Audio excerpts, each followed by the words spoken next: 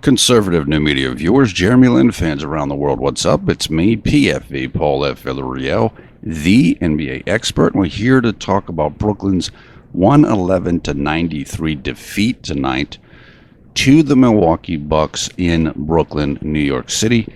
Milwaukee improves to 9-8 on the year. Brooklyn falls to 5-13 on the season. Quick statistics.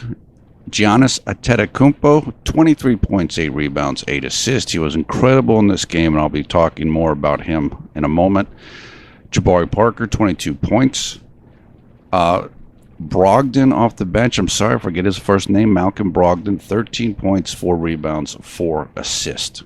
The Nets were led by Brook Lopez's 15 points. Bojan Bogdanovic, 13 points, 3 rebounds. Sean Kilpatrick, who was the hero last game, 14 points, 6 rebounds, 4 assists. Joe Harris came off the bench for 11 points himself. What happened in this game? The game was a 1-point Milwaukee lead heading into the third quarter. And once again, as we've seen with Brooklyn at various times this season, they just weren't able to get it done in the third quarter. They were outscored by 11 points in that frame, and then they were outscored by 6 points in the fourth quarter. So what had been really competitive and a good, tight contest just kind of got away from the Nets in the second half. However, I will say this.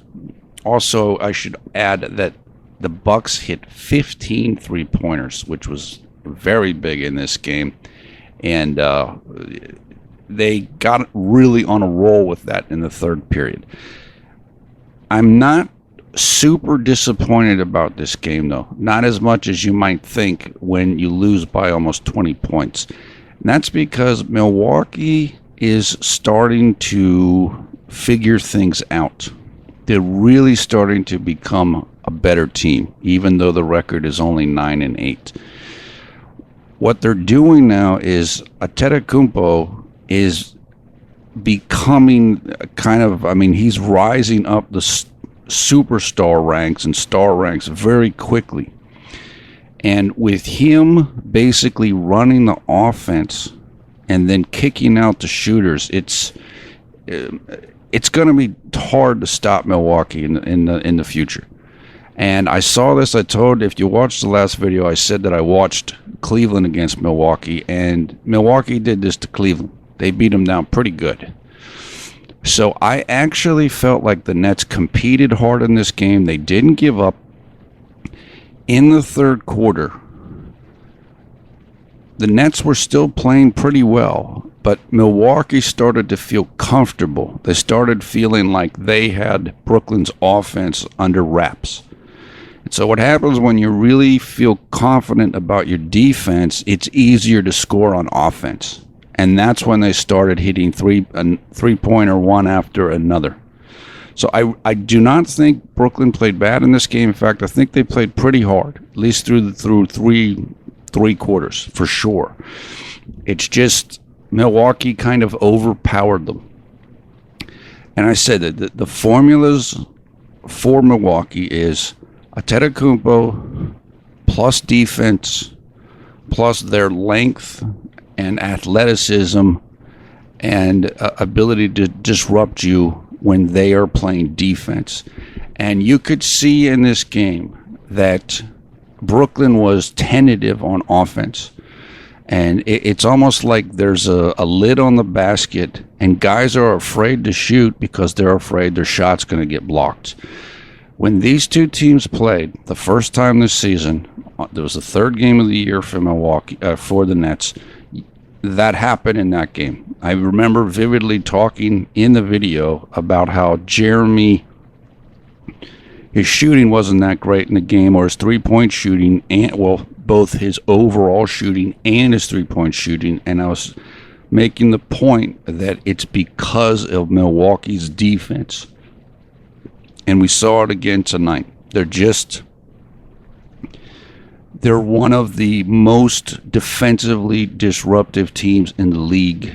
I don't think their defense is ranked super high, but in terms of what they actually do on the court to make it difficult for you to score physically, they're right at the top of the league. They remind me of what Oklahoma City was a couple years ago. It's just everybody's got incredibly long arms. They're tall and they can jump out of the gym, and you just can't get shots off. And even when you're around the basket, you're afraid you're going to get blocked. I mean, Justin Hamilton missed a shot in this game that was a layup that it wasn't even close. It was way off, and that was because he was afraid someone was going to reject his shot. So that's what they do. And in the third quarter, it was basically like they had a 7-point or 5-point or 7-point lead, and it felt like a 20-point lead because it was so difficult for Brooklyn to score against them. So Milwaukee's like, okay, we're good. We're in great shape. Let's just start shooting, hitting threes with no pressure on us at all. That's what happened. That's how they were able to score 38 points in that quarter, and it just got away from the Nets. But I like that the Nets stayed with it. They didn't quit. They did try hard in this game. They kind of gathered themselves. They made a nice little run, even in the third quarter, led by Joe Harris, who hit 2 3-point baskets in a row. Then Brooke hit a 3-point basket. So they fought hard, even though they lost. So we certainly don't want to keep losing ground in the standings in terms of playoff positioning. So obviously the loss does hurt, but I'm okay with this loss because the Nets, I thought they played well. I thought the rotation was good tonight, it was essentially 9 men. It was the starting guys, which of course without Jeremy, tonight it was Isaiah Whitehead, Bojan Bogdanovic, and Sean Kilpatrick at small forward. Rondé Hollis-Jefferson did play tonight, coming off of his ankle injury, but he came off the bench. He will probably become a starter again as soon as his ankle's back up to speed. But basically what they're doing now is they're limiting Luis Scola's minutes. And my guess is that when Jeremy comes back, they'll probably start to lessen Randy Foye's minutes. So I think basically your starters are going to be Jeremy, Bogdanovic, Hollis-Jefferson, Booker, Lopez, and then your bench is going to be Whitehead, Kilpatrick, Harris, and Hamilton. Scola will play a little bit. Randy Foye will probably play as much as can kind of get his level up. But I think once coach tightens the rotation a little bit, cuts it down a little bit, that's going to help this team. And he was doing that tonight, and I did think that it helped them. You're starting to get a sense now of who you can rely on. Maybe Scola, he's pushing it in terms of age. He doesn't have much athleticism left. Maybe he's not the guy you want out there for a bunch of minutes. And maybe when Jeremy comes back, Randy Foye isn't a guy you want out there a bunch of minutes either. That will help the team. That will kind of make things a little smoother. I know the coach wanted to play like 11 guys in the rotation, but now that he's actually working with the guys, you might not be able to do that. You might have to cut it down a little bit. I think that will be beneficial for the squad. So, that's pretty much it. Like I said, of course, I wish we would have won this game, and it just was too difficult to score.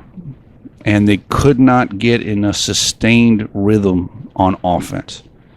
And they were able to make little pushes on defense and make a couple stops, but not enough. And again, a lot of that has to do with Antetokounmpo because the guy's 6'11". He can handle the ball extremely well. He has incredibly long arms, and he's almost impossible to stop in transition. He can get to the rim so easily. And what's happening in half-court sets is he's driving to the basket, he's drawing a double team, and he's kicking it out to shooters. It's almost like a LeBron James type of scenario, and it's working well. And as I mentioned earlier, it worked well against the world champion Cleveland Cavaliers, so the Nets are not alone in this difficulty. One final thing, the Milwaukee had an overwhelming edge in points off of turnovers. Yeah, I'm looking at it now, 26-12. That's a decisive edge. In other words, they're forcing turnovers and they're getting out in the break. Because of their long arms and their athleticism, they're able to get you to turn the ball over. I've said this previously, you can't make certain passes against them that you're used to making against most teams. And once they get a turnover, they get out in transition.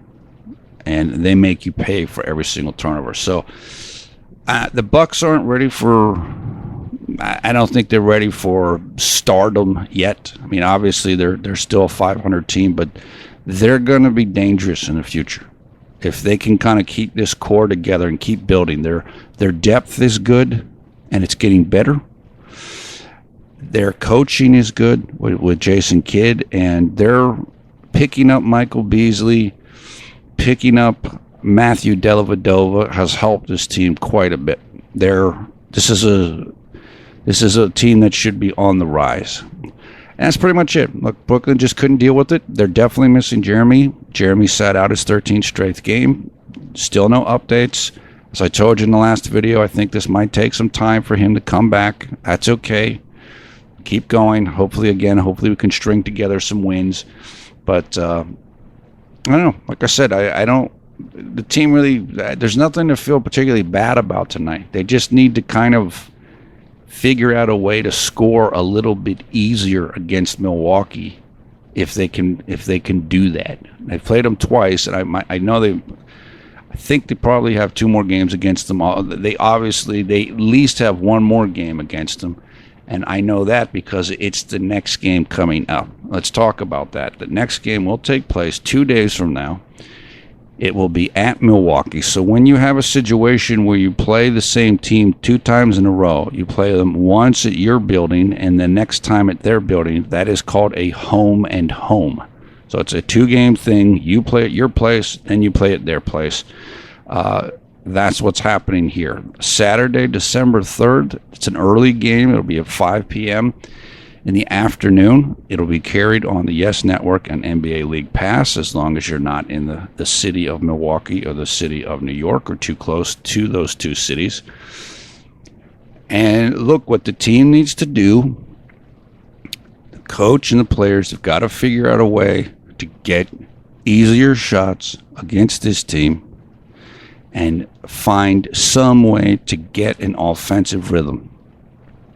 For a good amount of this game, the Nets played